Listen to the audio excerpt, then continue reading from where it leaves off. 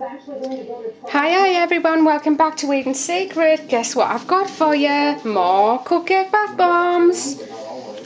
So as you can see around here, it's a messy job making these. You get ice and sugar all over the place, and then when you're whisking your frosting, it spits everywhere. So these ones are my fairy dust. I will always have fairy dust cupcake bath bombs, but the smell is going to change with them. This is the very last of what is called fairy dust fragrance oil. And I'm going back to how I always had a soap called fairy dust, but it didn't smell like this. And actually the other smell is nicer than this, but I do like this.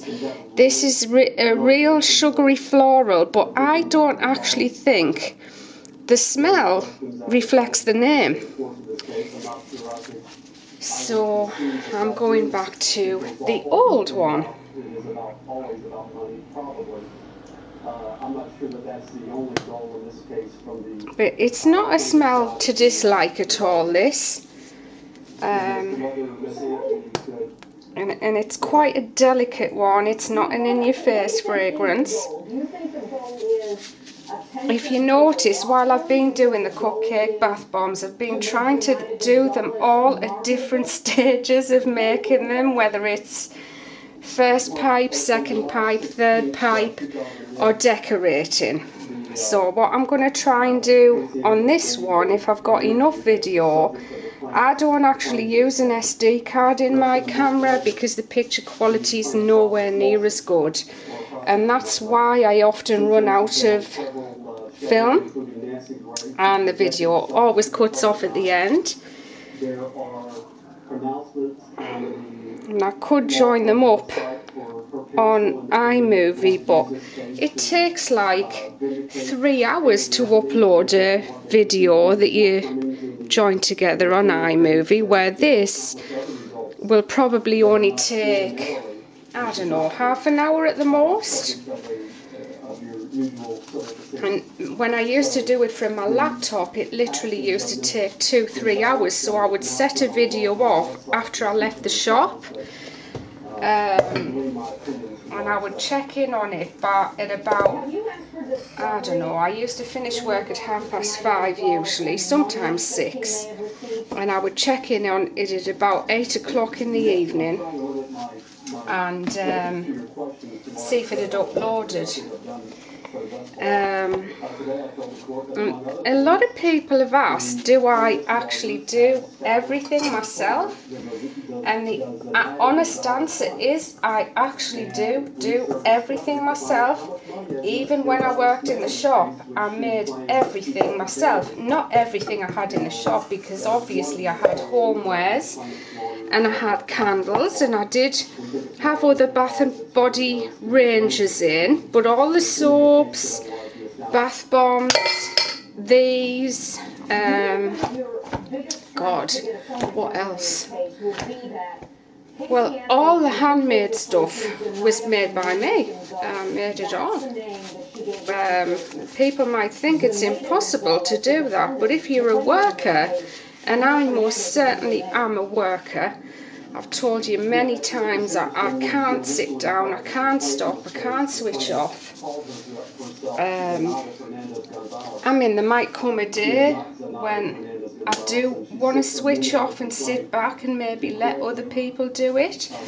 But what I'm going to do is hopefully build up the business to be as busy as I possibly can be, because obviously now I'm in the shop, I do have a little bit more time to myself, and I could be much more efficient as well, but I'll actually get people in to do my boxes up,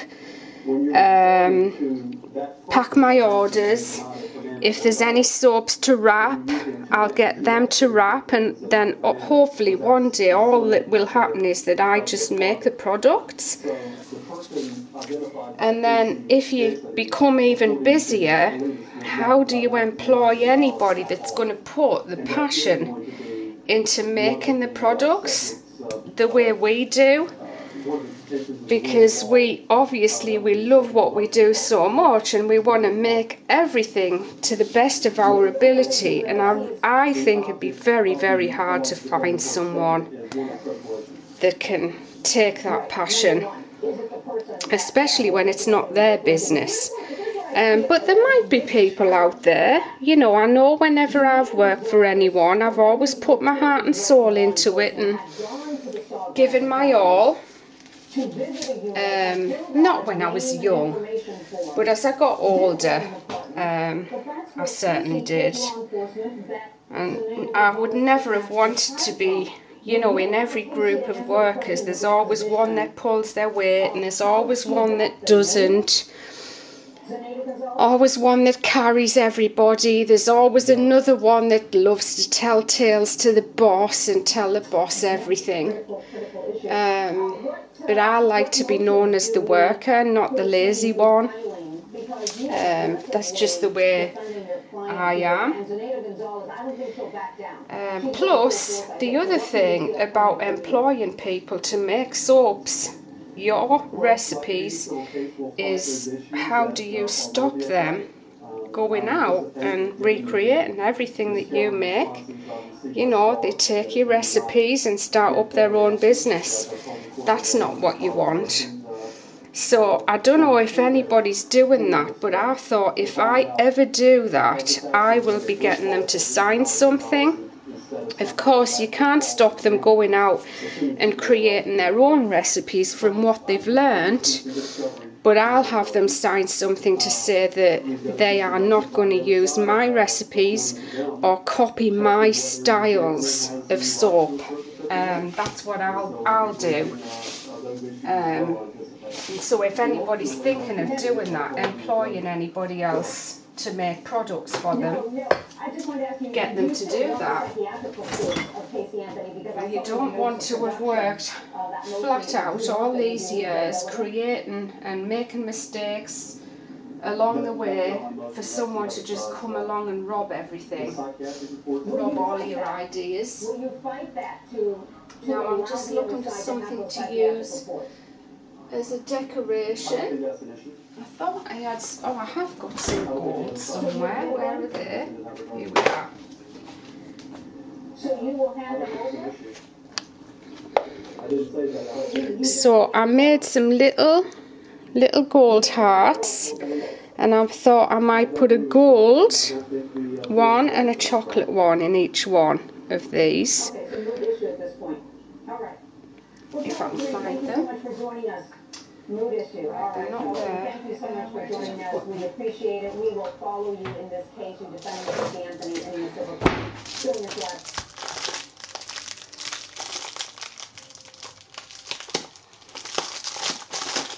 So yeah, what I'll do, you know, it'd be nice to be busy enough that all you were doing, all I was doing is just making products.